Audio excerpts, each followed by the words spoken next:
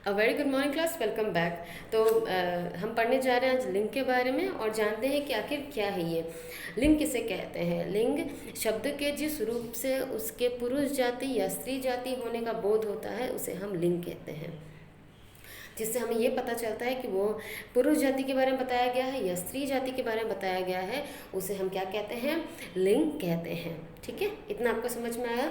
अब हम क्या देखते हैं, लिंग के कितने भेद होते हैं। लिंग के दो भेद होते हैं, एक होता है पुल्लिंग, दूसरा होता है स्त्रीलिंग। पहला वाला क्या है, पुल्लिंग, और दूसरा वाला है स्त्रीलिंग। पुल्लिंग किसे कहते हैं, जिन शब्दों से पुरुष जाति का बोध होता है उसे पुल्लिंग कहते हैं। जिससे हमें पुरुष जाति का बोध होता है उसे हम क्या कहते हैं, पुल्लिंग कहते हैं। बंदर पेड़ पर चढ़ गया, आम बहुत मीठा है, मैंने 2 समोसे खाए, पिताजी आ रहे हैं। यहाँ पे हम किसके बारे में बात कर रहे हैं, यहाँ हम पुल्लिंग यानी कि पुल्लिंग के एग्जाम्पल्स है और पता चल रहा है कि यहाँ पर पुल्लिंग के बारे में बात किया जा रहा है, मेल मेंबर के बारे में बात किया जा रहा है। तो पहला वाला हमने जाना पुल्लिंग के बारे में। अब हम देखते हैं स्त्रीलिंग। स्त्रीलिंग क्या होता है, जिन शब्दों से स्त्री जाति का बोध होता है उसे हम स्त्रीलिंग कहते हैं। वह लड़की अच्छा नाचती है, उसकी चप्पल टूट गई, कटोरी गिर गई, अध्यापिका पढ़ा रही है। तो इसमें हमने किसके बारे में बात किया, स्त्रीलिंग के बारे में बात किया। तो ये क्या कहलाता है, स्त्रीलिंग कहलाता है। ठीक है, अब हम लिंग की पहचान कैसे करेंगे, हम उसके शारीरिक बनावट के द्वारा भी लिंग की पहचान कर सकते हैं। मानी बॉडी देख करके हम पहचान सकते हैं कि वो पुल्लिंग है या स्त्रीलिंग है। नेक्स्ट हम चलते हैं नित्य पुल्लिंग रहने वाले शब्द। कुछ शब्द हमें संज्ञा शब्द हमेशा क्या रहेंगे, पुल्लिंग ही रहेंगे, जैसे कि तोता, खरगोश, गीदड़, जिराफ, मगरमच्छ, भालू, बगुला, गेंडा आदि। ये हमेशा क्या रहेंगे, पुल्लिंग ही रहेंगे। और कुछ शब्द हमेशा स्त्रीलिंग रहेंगे, जैसे कि गिलहरी, कोयल, भेड़, चमगादड़, लोमड़ी, मक्खी, चील, मछली। ये हमेशा क्या रहेंगे, स्त्रीलिंग ही रहेंगे। अच्छा, और ये तो मैंने आपको बताया पुल्लिंग और स्त्रीलिंग के बारे में। कुछ ऐसे शब्द हैं जो हमेशा पुल्लिंग और स्त्रीलिंग ही रहेंगे। ठीक है, जैसे डॉक्टर, टीचर, राष्ट्रपति, मुख्यमंत्री, प्रधानमंत्री, पंच, मैनेजर, पत्रकार, फोटोग्राफर। ये हमेशा क्या रहेंगे, हमेशा ये दोनों रूप में प्रयुक्त होंगे, चाहे वो पुल्लिंग हो या स्त्रीलिंग हो। अब हम बात करते हैं सदा पुल्लिंग रहने वाले संज्ञा शब्द। सबसे पहला है देशों के नाम, दूसरा है फलों के नाम, तीसरा है दिनों के नाम, पहाड़ों के नाम, समुद्रों के नाम, तरल पदार्थ यानी कि लिक्विड फॉर्म में जो होते हैं, महीनों के नाम, मंथ्स के नेम, ग्रहों के नाम, प्लैनेट्स के नाम, अनाजों के नाम, ग्रेन्स के नाम, वृक्षों के नाम, रत्नों के नाम। ये हमेशा क्या रहेंगे, पुल्लिंग ही रहेंगे। और कुछ और चीज़ें मैं बताऊं, जिस शब्द के अंत में, एंड में त्र, आए, आस, आपा, त्व, पन, वाला, एरा, आ, आओ, दाना, आवा ये लग जाता है, वो क्या होता है, हमेशा पुल्लिंग ही होता है। जैसे कि नेत्र, त्र लगा, नेत्र, पत्र, अध्याय, उल्लास, बुढ़ापा, देवत्व, नारीत्व, ये हमेशा क्या होगा, पुल्लिंग ही होता है। जिन शब्दों के अंत में अ और क लगता है वो भी हमेशा क्या होते हैं, पुल्लिंग ही होते हैं। शरीर के कुछ अंग हमेशा पुल्लिंग होते हैं, जैसे कि सिर, मस्तक, हाथ, पाँव, गला, पेट, मुंह, दांत, कान, चेहरा आदि। ये हमेशा क्या रहेंगे, पुल्लिंग ही रहेंगे। ठीक है, अब हम चलते हैं, देखते हैं स्त्रीलिंग रहने वाले संख्या शब्द।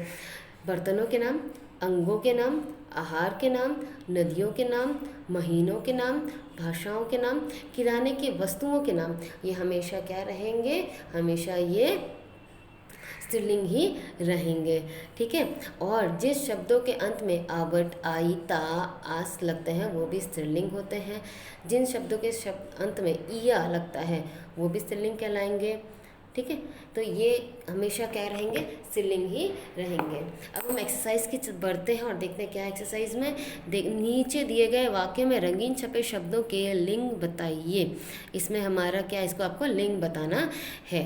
ठीक है, जैसे कि ये एक एग्जांपल मैं ले सकती हूँ, हिंदी हमारी राष्ट्रभाषा है। हिंदी किसके अंदर आएगा, ये हिंदी, ये आएगा आपका पुल्लिंग या स्त्रीलिंग के अंदर, ये आएगा आपका स्त्रीलिंग के अंदर।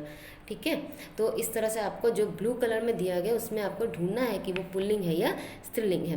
नीचे दिए गए लिंग चुनिए, दरवाज़ा पुल्लिंग है या स्त्रीलिंग है, ये आपको समझ करके लिखना है। नेक्स्ट है हमारा लिंग परिवर्तन, चेंज ऑफ जेंडर। पुत्र से क्या बना पुत्री। नेक्स्ट है चीड़ा से क्या बना चिड़िया, कुम्हार से कुम्हारिन, ठाकुर से ठकुराइन, रिच से रिछनी, प्रिय से प्रिया। इस तरह से क्या होगा, लिंग परिवर्तन किया जाएगा। अब एक्सरसाइज में चलते हैं 9.2 और देखते हैं इसमें क्या है। रंगीन छपे शब्दों का लिंग बदलकर वाक्य फिर से लिखिए। माताजी समाचार पत्र पढ़ रही है, तो इसको चेंज जब करेंगे तो क्या बना, पिताजी समाचार पत्र पढ़ रहे हैं। इसी तरह से आपको बाकी का भी करना है। नेक्स्ट इज नीचे दिए गए शब्दों के सही स्त्रीलिंग चुनकर लिखिए। जो सही वर्ड है नर्तकी, नर्तका, ये जो दिए हुए 3 शब्द, इसमें से आपको ढूंढना है कि सही कौन सा है, सही कौन सा है उसको आपको टिक करना है। नेक्स्ट है सही पुल्लिंग शब्द चुनिए। 3 दिया गया, उसमें से आपको जो सही है उसको आपको टिक करके लिखना है। तो यहाँ हमने लिंग खत्म किया। अब हम बढ़ते हैं दूसरे चैप्टर की ओर, जिसको हम कहते हैं वचन।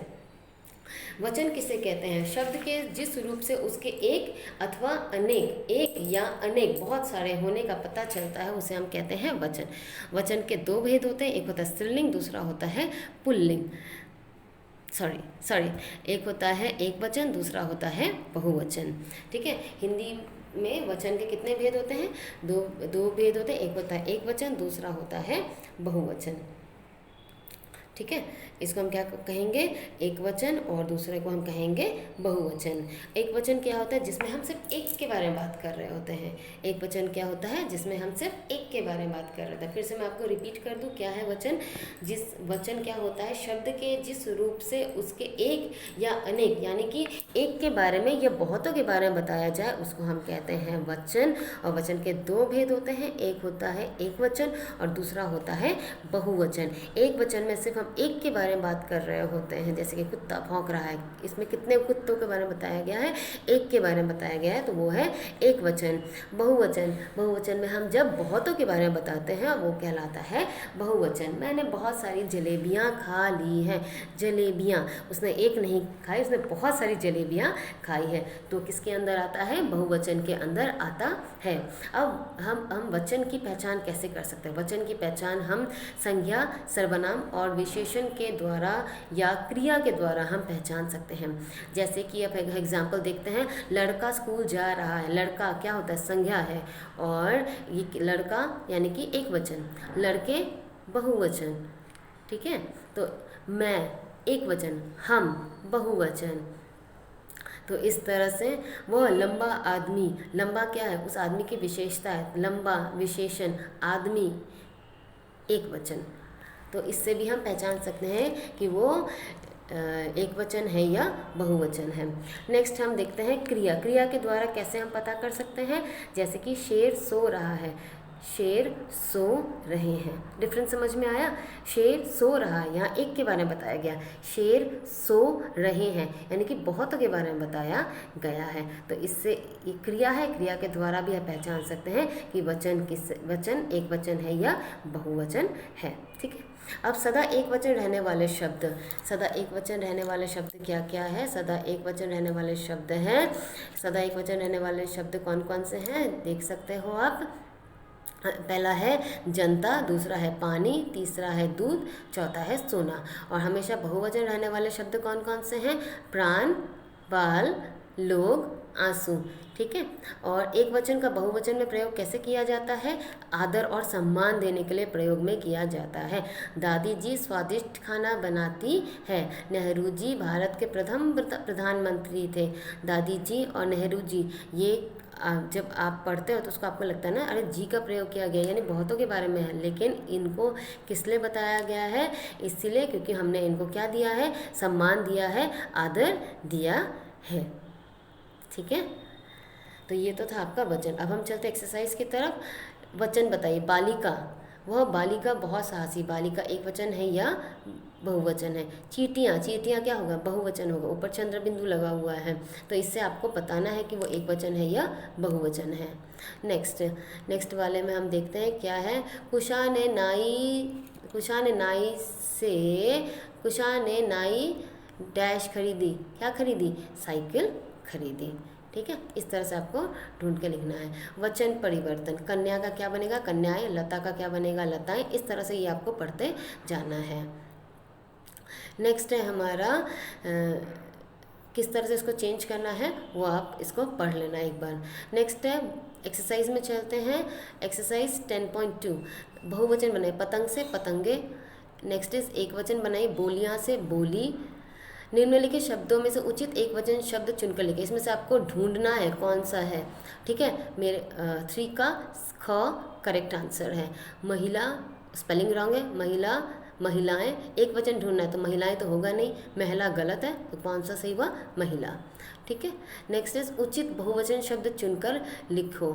इसमें से जो उचित शब्द है बहुवचन कौन सा है, सैकड़ा, सैकड़ों, सैकड़ों, सैकड़ा।